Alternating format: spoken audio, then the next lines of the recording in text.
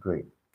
Um, okay, so today I just wanted to do something. Funnily, I had recorded this yesterday, and funnily, it just did not propagate, you know, properly, all of that. And I just wanted to quickly share that again today. Oops, what's my note? Okay, yes, my note. Apologies. I say apologies. Okay, great. So today I want to quickly share across what we have been talking about, for a while, which is on Psalms 23. We've been studying that in the church and also having been a personal study, and I just felt to share around that quickly. So I'll just quickly read the scripture. Psalm 23, verse 1 says, "A Psalm of David, Jehovah is my shepherd." I'm reading from MKJV. "I shall not want. He makes me to lie down in green pastures. He leads me beside the still waters. He restores my soul. He leads me in paths of righteousness for his name's sake. Yea, though I walk through the valley of the shadow of death, I will fear no evil, for you are with me. Your rod and your staff, they comfort me. You prepare a table for me in the presence of my enemies. You anoint my head with oil. My cup runs over. Surely goodness and mercy shall follow me all the days of my life, and I shall dwell in the house of Jehovah forever." So quickly, the Lord is my shepherd. And one of the things I also wanted to just clearly state is the fact that some of these things that David was writing about, it is because of his physical experiences. He had his experiences in real time and in real life, and that made it easier for him to conceptualize who Jehovah is to him. And in this case, he says he's a shepherd. And today I'm not talking about whether you not want whatever it is, but if you look at the first three verses, he says, "He makes me to lie down in green pastures. He leads me beside still waters. He restores my soul. He leads me in the path of righteousness for his name's sake." Now, the first three verses has "he" as the article, right? Or as a pronoun. And then he goes to verse 4. And from there he says, "You." He says, "I will fear no evil, for you are with me. Your rod and your staff, they comfort me. Prepare a table for me in the presence of my enemies." Now, he personalized it because of the experiences that he has had. It became a personal conviction. So that means even though he was using it in the third person pronoun, it became a first person pronoun, a second person pronoun directly, meaning that he's saying about God himself, that God is a shepherd. So he's now personalizing his experience with God. And sometimes that's exactly what happens with all of us when we go through challenges, difficult times, tough times.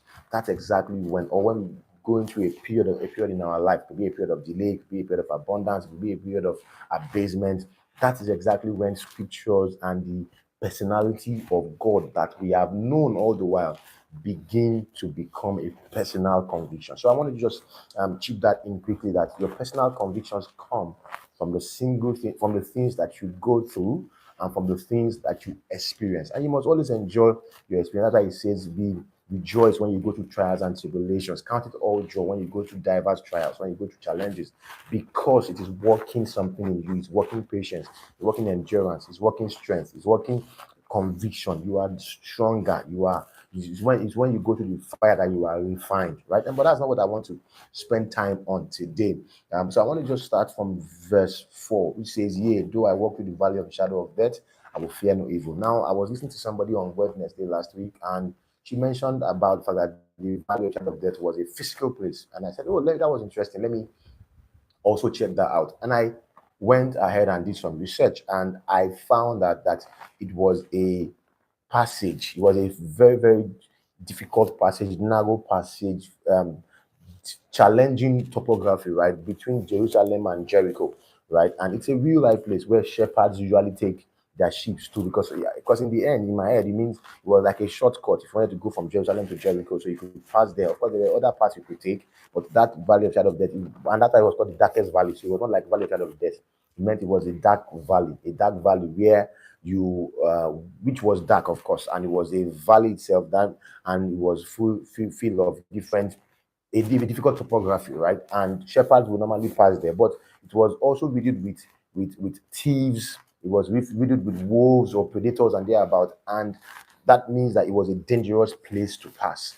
And you don't forget that David is a shepherd boy, right? He was a shepherd boy, so he had to personally care for the sheep of his pasture, right, and take them through the dark valley, because maybe sometimes he had gone to get them to graze and to eat, and he felt, oh, it was nighttime, I need to go back home or whatever it is, and then he passes through that place. And sometimes the dark valley can be very, very, very, very, very challenging and difficult, and that's exactly why David had a personal experience. So it was both poetic and both a realistic experience for David.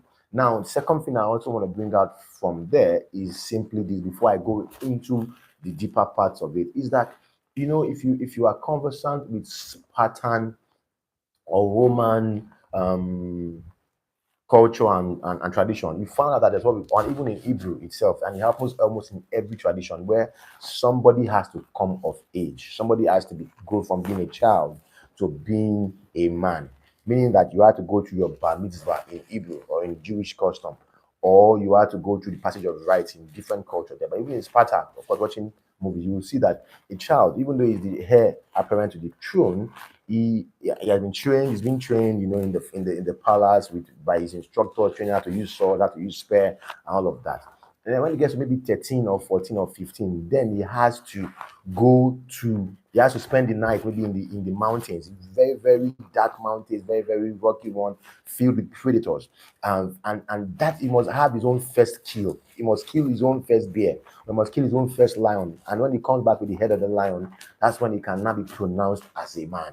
So it means that you have to pass through that rite of passage to becoming a man from a child. That's when they can call him a man, and now he's ready for the throne. And that's exactly what this is painting to me as I was reading. The Holy Spirit was painting to me to say, this dark valley was an example of what David had to go through to pass from being a child to becoming a man.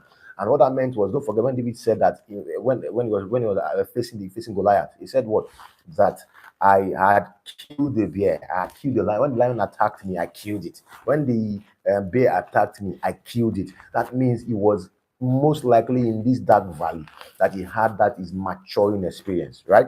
And that means he killed bears, he killed lions, and therefore that was what gave him the confidence to attack Goliath and then kill Goliath, because he had trained himself, he had groomed himself, he had gotten better, he had learned the lessons he needed to learn in that dark valley, and he had now become a man. Even though he still had the stature of a boy, he had become a man. And don't forget, I think that was around when he was 17 when he killed Goliath, and I'm sure that means he must have killed the bear and the lion maybe was 13 and 15. Do you understand? And that was similar to exactly the experience that you have in ancient Sparta, right, or ancient Rome, or even in Hebrew itself thereabout. So it's an example of a maturing process. And I'll just go into the practical aspect of things to say that, see, every single one of us must go through a dark valley. That dark valley is what is God's way of maturing us as sons. Don't forget, he said, unto us a child is born, right? And unto us a son is given. A child is born. We are all born as children of God, but we mature